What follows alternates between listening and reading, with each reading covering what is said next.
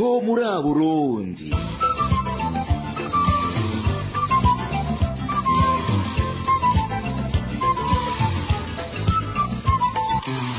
Ho muri Burundi.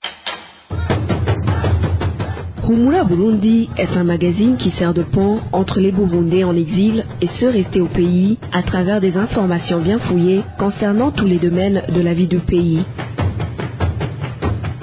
Humura Burundi est réalisé et présenté par les journalistes de la radio publique africaine, La Voix des Sans-Voix, se trouvant dans différents pays de la sous-région. Le magazine Humura Burundi est diffusé sur le web via le site de la RPA www.rpa.bi. Humura Burundi. C'est un plaisir de vous retrouver, chers auditeurs de la RPA. Bienvenue au magazine Humura Burundi de ce jeudi 5 juillet 2018, dont voici les principales articulations.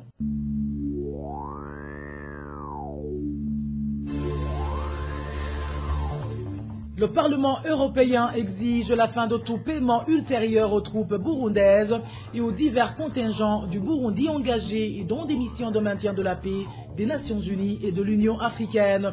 Dans un projet de résolution sur le Burundi rendu public ce mercredi, le dit Parlement s'est également dit préoccupé par la nouvelle constitution qui risque de réduire à néant les dispositions soigneusement négociées et définies dans l'accord d'Arusha.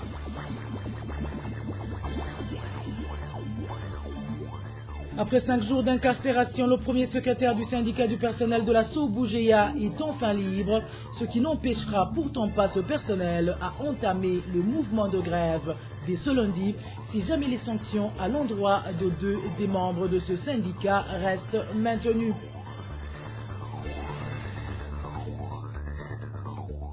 Différentes associations continuent à s'insurger contre la mesure de la ministre de l'Éducation écartant les filles mères du système éducatif burundais. Pour la fondation Thomson Reuters, cela constitue purement et simplement une injuste discrimination. Vous aurez les détails dans ce magazine que vous suivez via notre site web, le www.rpa.bi. Vous pouvez également demander à recevoir le magazine Humura Burundi en nous envoyant un message WhatsApp au plus 49 151 299 27 585. À la présentation de ce magazine, Josiane Mouzaneza, Fabrice Limurukundo assure la mise en onde. Tout de suite, le développement des titres.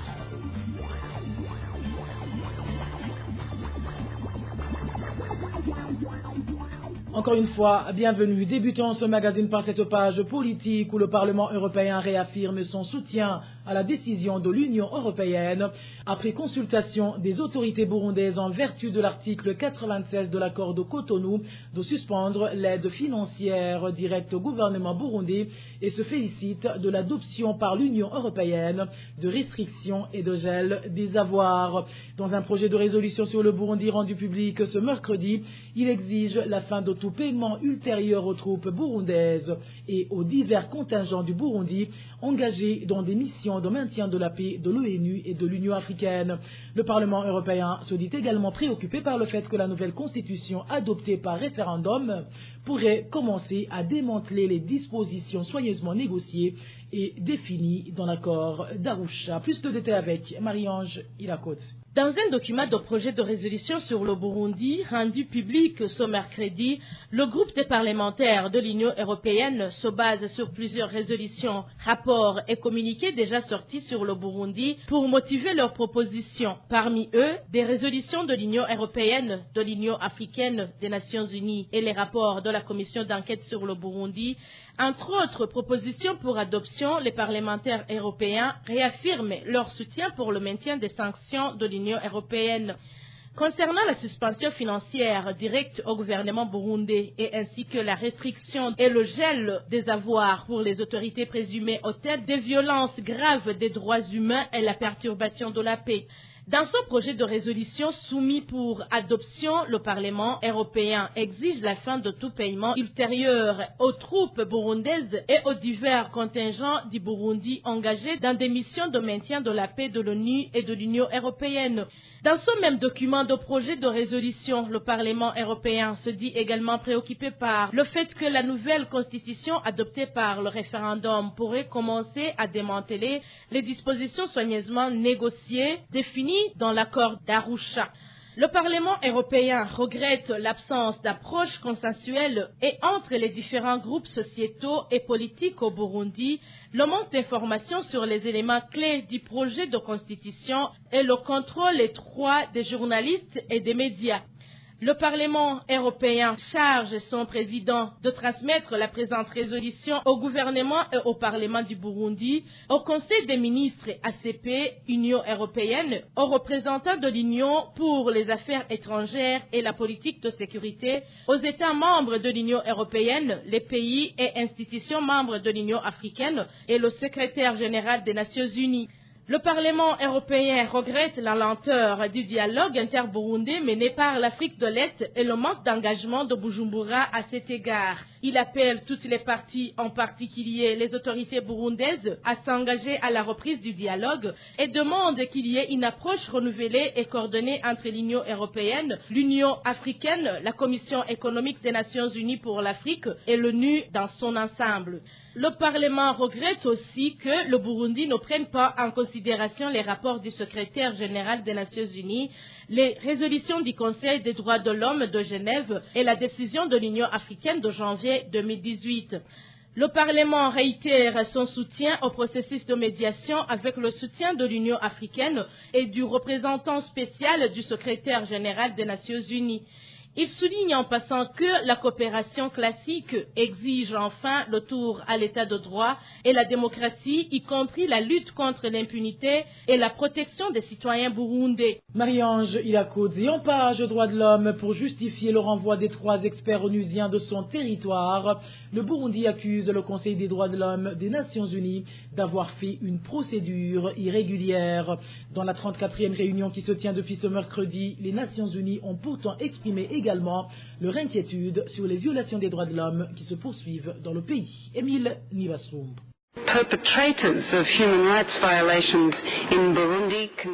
La haut-commissaire adjointe des Nations Unies aux droits de l'homme dénonçait ici le fait que les acteurs des violations des droits de l'homme au Burundi jouissaient d'une impunité totale. C'était au cours de la 34e réunion du Conseil des droits de l'homme de l'ONU qui a débuté ce mercredi. Kate Gilmore a dit que la situation s'empirait au fur des jours. And throughout the country, the human rights situation has continued to deteriorate. Au Burundi, la situation des droits de l'homme continue de se détériorer. Le pessimisme sur le futur du pays grandit. Le gouvernement continue de fermer l'espace civique. Nous avons reçu aussi des rapports des activités croissantes des groupes armés associés aux Imbonerakure. Associated with the Imbo Kate Gilmore a également dénoncé l'annulation des visas des 3 experts de l'ONU par le Burundi à la fin du mois d'avril, la problématique sur laquelle le représentant du Burundi au Conseil des droits de l'homme a choisi de se focaliser. Tabu Renova a parlé d'irrégularité. Les lettres de demande précisaient clairement qu'ils rejoignaient le bureau du Haut-Commissariat aux droits de l'homme à Bujumbura. Lorsque ces personnes étaient déjà arrivées au pays, le même bureau a demandé pour ces personnes la prolongation de leur visa.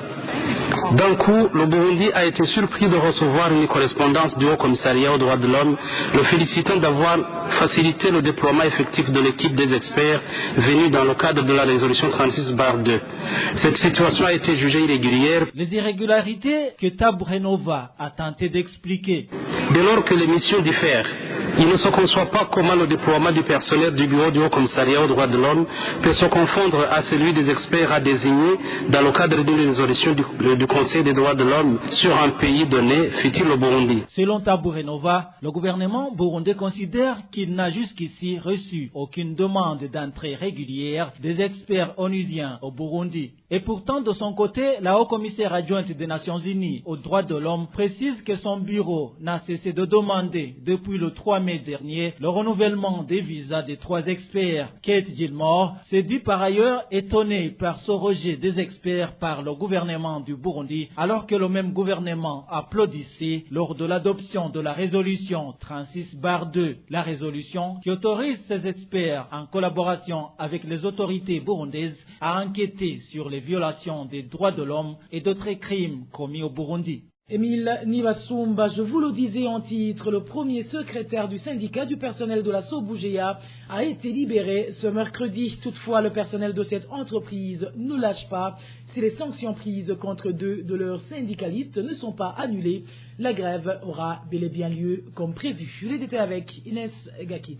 Amis Yakidimana, le premier secrétaire de ce syndicat du personnel de la Sobgeya, avait été arrêté par les services nationaux de renseignement le 29 du mois dernier de juin pour des raisons jusqu'ici inconnues par ses collègues. Le syndicaliste Amis Yakidimana est aussi un des 2 syndicalistes suspendus par le directeur général de la Sobgeya. Depuis le 22 juin, il est en suspension de 15 jours et sa collègue Mireille Hadelimana est suspendue pour 10 jours à compter du 28 du même mois de juin. L'annulation de ces sanctions reste la condition sine qua non posée par le personnel de la Sobgeya pour pouvoir suspendre le mouvement de grève déjà annoncé. À présent, nous exigeons la levée des sanctions, que les mises à pied de nos 2 syndicalistes soient annulées et après, nous pourrons commencer le dialogue. Ce mouvement de grève débutera lundi prochain, le 9 juillet, si ces conditions ne sont pas respectées. Depuis plus d'un mois déjà, le personnel de la Sobgeya réclame, entre autres, une bonne prise en charge médicale par l'employeur ainsi que l'annulation du marché octroyé pour la construction des hangars de stock et des logements du personnel de la Sobgeya, un marché qui, selon ce personnel, cache mal une malversation des fonds de l'entreprise. La rédaction de la RPA a tenté de joindre le général de brigade Télésphore Ilambona, directeur général de la Sobgeya. Son téléphone sonnait, mais personne ne décrochait. Pendant la prison éducation ou la privation des filles enceintes et des futurs parents adolescents de poursuivre leur cursus scolaire est non seulement une violation du droit à l'éducation des enfants, mais également injustement discriminatoire envers les filles.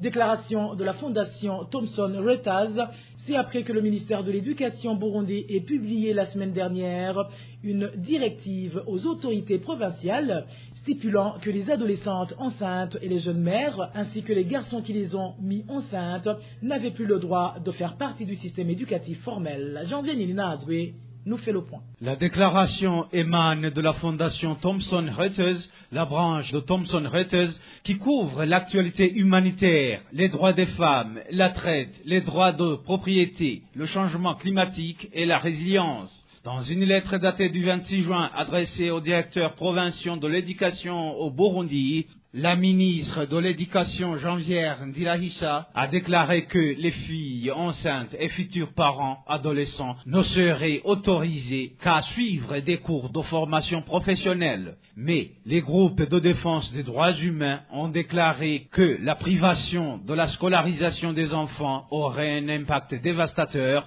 sur leur éducation dans un pays où 11% des filles âgées entre 15 et 19 ans sont sexuellement actives selon le Fonds des Nations Unies pour la population finnoise par sigle. L'interdiction de la nation est-africaine vise à réduire davantage les droits des filles et que le garçon dénonce l'opinion qui justifie qu'il serait facile de remarquer les filles enceintes, mais plutôt difficile d'identifier les garçons impliqués. Janvier Ninina Hadzbe de l'éducation, passons à la page société de ce magazine pour parler de la réouverture ce mercredi du marché de Kinindo, fermé depuis plus de 2 ans pour réhabilitation. Néanmoins, ce marché compte pour le moment peu de commerçants. De plus, certains travaux sont toujours en cours. Nadège Ilakotse. Arrivé au marché de Kinindo, on est accueilli par le bruit des soudures qui s'y font encore. La fréquentation du marché est encore au plus bas. Les commerçants sont en petits groupes de discussion, d'autres jouent aux cartes par manque de clients.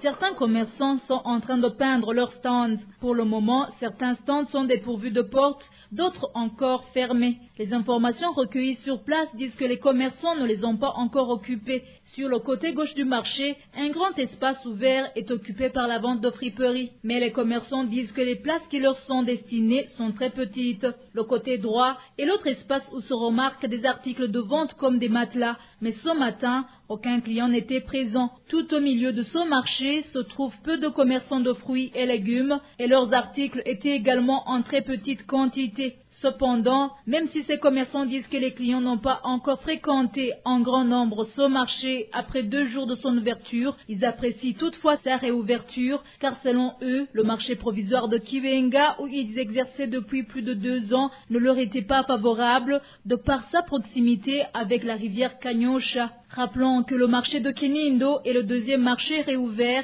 parmi les 6 marchés réhabilités dans la ville de Bujumbura. Nadège Irakodze, vous écoutez toujours le magazine Humura Burundi.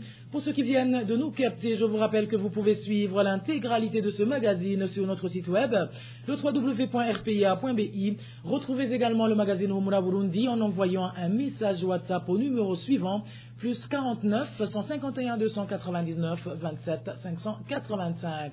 Hors de nos frontières, un Burundais réfugié au camp de Mahama a été retrouvé mort ce mercredi matin.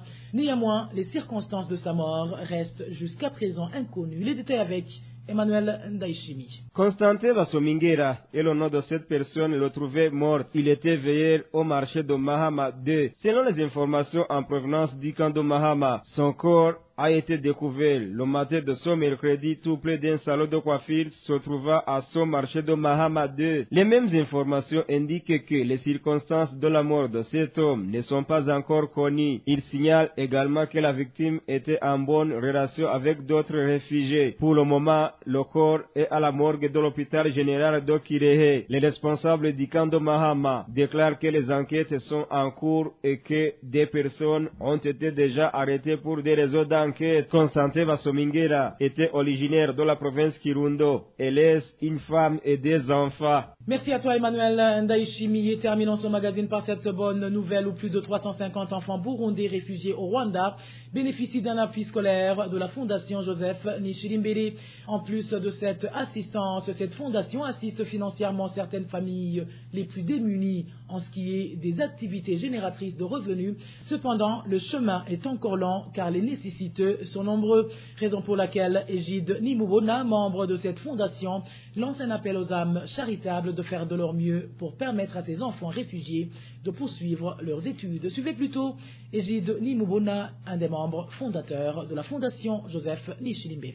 Depuis la crise de 2015, c'est ma 3e fois que je visite le Rwanda. Je visite en fait les réfugiés burundais qui sont au Rwanda. Spécifiquement ce qu'on appelle les réfugiés urbains. Ma famille que je représente au sein de la Fondation Joseph Nishirimbere, je viens souvent donner un peu d'espoir à ces réfugiés-là. Nous sommes plus intéressés par l'éducation des enfants de ces réfugiés. On aimerait que tout enfant burundais, réfugié au Rwanda ou ailleurs, soit capable de fréquenter l'école primaire et secondaire. Et vous avez assisté à combien de familles, combien d'enfants? Bon, disons que jusqu'à présent, ça fait déjà la 2e année, on aura assisté à environ 350 élèves. Ceux-là ont bénéficié de l'aide au niveau du Minerval, principalement. Ces élèves appartiennent à environ 146 familles qui sont éparpillées dans Kigali, Nyamata, Butare, et ainsi de suite. On ne paye pas le Minerval, on participe avec les parents. On ne paye jamais 100%, sauf en cas d'exception. Généralement, on paye 75%, 80% et les parents contribuent le reste. Alors, parmi ces familles, il y en a celles qui sont vraiment démunies, qui ont des enfants qui fréquentent l'école, c'est vrai, mais les enfants vont à l'école ventre creux, comme on dit. Alors, on essaie de contribuer financièrement à ces familles pour que les enfants puissent manger. Et comment? Bon, on donne un peu d'argent mensuellement, et puis ces familles achètent à manger. Aujourd'hui, on a environ 30 familles qui bénéficient de cette aide. On a appris que beaucoup de ces familles, en fait, même au Burundi, faisaient un peu de commerce d'habits usagés, de tomates, de charbon, tout ça. Puis, parmi ces familles qui sont ici, il y en a celles qui ont exprimé le désir de continuer le petit commerce. Et alors, on essaie de contribuer avec un petit capital qui ne dépasse pas, entre un quart d'un million à 1 million de francs rwandais pour que ces familles puissent se soutenir. Mais l'objectif principal, c'est vraiment que ces mêmes familles puissent payer le Minerval, trouver à manger pour les enfants et se sentir matériellement plus ou moins à l'aise. On sait toujours qu'il y a toujours un ou l'autre qui n'ont pas eu l'information. S'ils peuvent profiter de cette émission pour nous contacter, on va vraiment essayer de les aider. Ce n'est pas une affaire de moyens, c'est plus une affaire de conscience.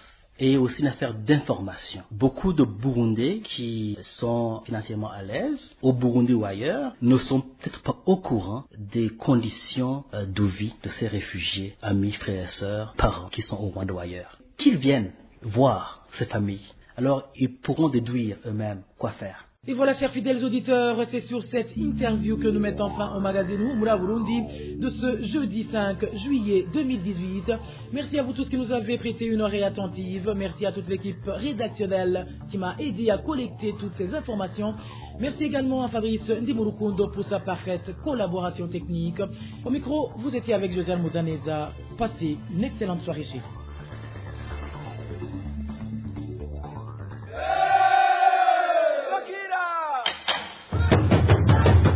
C'était le magazine Humura Burundi, présenté par les journalistes de la RPA, basés dans différents pays de la région des Grands Lacs.